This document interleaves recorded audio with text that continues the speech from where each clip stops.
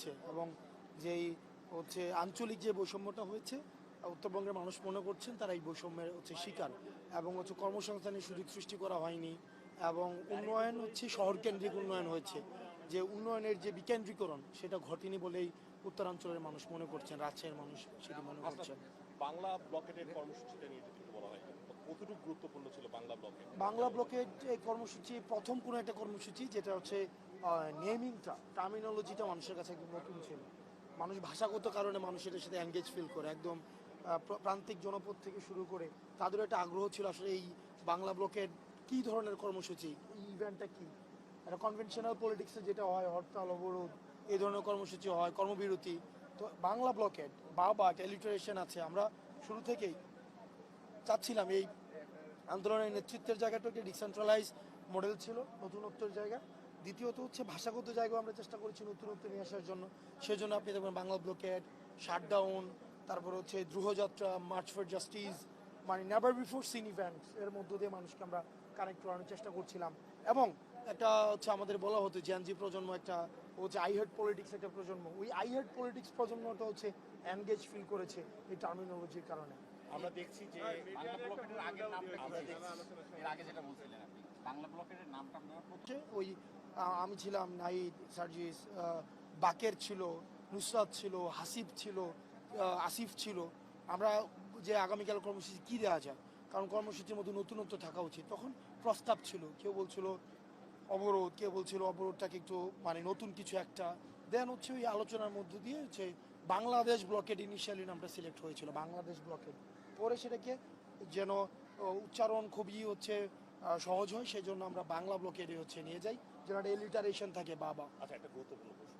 আমরা দেখছি যে মানুষের তো আগ্রহ রয়েছে, এই অভ্যুত্থানকে যেভাবে ডিলিজিটিমাইজ করা হচ্ছে, যেভাবে খারিজ করে দেওয়া হচ্ছে আবেগের কথা বলে, এই অভ্যুত্থানের হচ্ছে মানুষের ক্রোধকে, যেটা গত বছর 5 আগস্ট পর্যন্ত মানে মনে হয়েছে যে যারা ফেসিবাদের বিরুদ্ধে লড়াই করছে, ওই লড়াইটাকে এখন আবার মপতন্ত্র বলে হচ্ছে চালানোর চেষ্টা করা হচ্ছে। এই যারা বিপ্লব করেছে তাদেরকে হত্যা করার একটা গ্রাউন্ড ক্রিয়েট করা হচ্ছে, হত্যাযোগ্য করে তোলা হচ্ছে, তাদেরকে অপরাধী হিসেবে তৈরি করার জন্য মিডিয়া দিয়ে সম্মতি উৎপাদন করা হচ্ছে। আপনি দেখবেন যে কিছু কিছু বুদ্ধিজীবী রয়েছে, ইন্টেলেকচুয়াল ক্লাস রয়েছে, যারা হচ্ছে এই ফেসিবাদকে বৈধতা উৎপাদন করেছে দীর্ঘ সময়, তারাই আবার এখন কথা বলছে, তারাই ওই 5 আগস্টের পূর্ববর্তী ইভেন্টগুলোকে তারাই হচ্ছে বিভিন্নভাবে ভেরিফাই করার চেষ্টা করছে। তো সেই জায়গা থেকে এই অভ্যুত্থানের স্বীকৃতি প্রয়োজন, অবশ্যই স্বীকৃতি প্রয়োজন, এবং সেই স্বীকৃতির জন্য অবশ্যই মানুষ 3 আগস্ট ঢাকায় আসবে। কিছুই নাই, বসুন্ধরার যে মিডিয়া যারা রয়েছে তারাও তো আপনি দেখেছেন 3 আগস্টে আপনার বসুন্ধরা মিডিয়ার মালিক কিভাবে বলেছিলেন যে এই সন্ত্রাসী কার্যক্রমকে তারা রুখে দেবে এবং হাসিনার হাতকে শক্তিশালী করবে।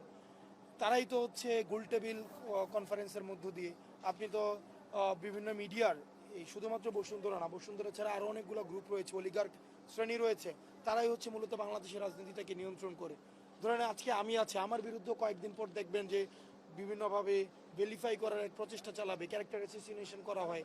আপনি দেখবেন একটা খুবই একটা স্ট্র্যাটেজিটা খুবই মানে প্যাটার্নটা সেম, বসুন্ধরা মিডিয়ার একটা প্যাটার্ন খুবই সেমভাবেই হচ্ছে একটা আরেকটা 1/11 ঘটানোর একটা হচ্ছে প্রেক্ষাপট তৈরি করছে, যে প্রেক্ষাপটের মধ্য দিয়ে তারা দেখবেন এই অভ্যুত্থানকে কীভাবে হচ্ছে প্রশ্নবিদ্ধ করা যায়, তারা হচ্ছে কীভাবে অভ্যুত্থানের নেতৃত্বকে প্রশ্নবিদ্ধ করা যায়, এবং তারা হচ্ছে তারা দেখবেন বিএনপির যারা সিনিয়র নেতৃবৃন্দ ছিল, আপনার তারেক জিয়া সাহেব ছিলেন, তারপর হচ্ছে দেশনেত্রী বেগম খালেদা জিয়াকে নিয়ে 5 আগস্টের পূর্বে কিভাবে হচ্ছে ভেরিফাই করতো, কিভাবে আপনার তারেক জিয়াকে নিয়ে দুর্নীতির অভিযোগ এবং বলতো যে বিদেশে বসে হচ্ছে আপনার হচ্ছে দেশ বিরোধী চক্রান্তে লিপ্ত।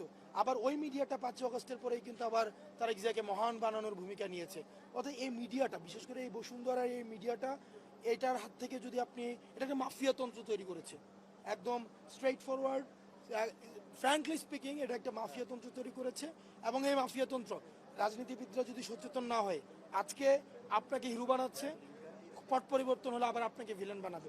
সেজন্য এই মিডিয়া নামে যে বাটপার রয়েছে, মিডিয়া নামে যে অলিগার্ক শ্রেণী রয়েছে, মিডিয়া নামে যে মাফিয়াতন্ত্র রয়েছে, সেগুলো থেকে যদি আমরা ফ্যাক্ট বেসড জার্নালিজম না করতে পারি, আপনাদের মনে হতে পারে আমরা এনসিপির ভিত্তিক জার্নালিজম দরকার নেই, আপনারা যারা সাংবাদিক রয়েছেন দয়া করে ফ্যাক্ট বেসড জার্নালিজম করেন। আমি যদি অপরাধী হয়ে থাকি, তথ্য প্রমাণ সহ কোনো অভিযোগ থেকে থাকে, সেগুলো হচ্ছে ফ্যাক্ট বেসড প্রকাশ করুন।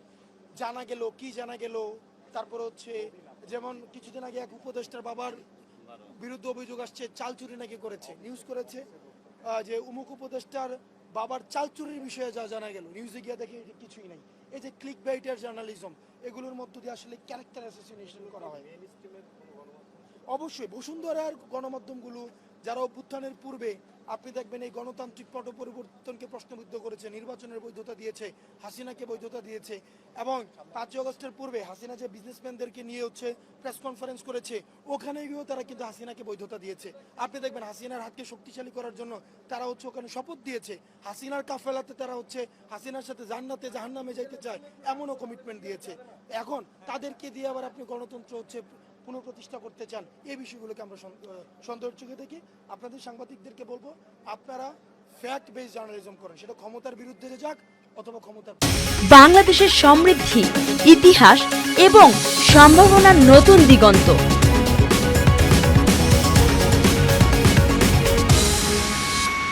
স্বাগত জানাই। ভোক্তা টিভি হোক আপনার বিশ্বস্ত খবরের উৎস।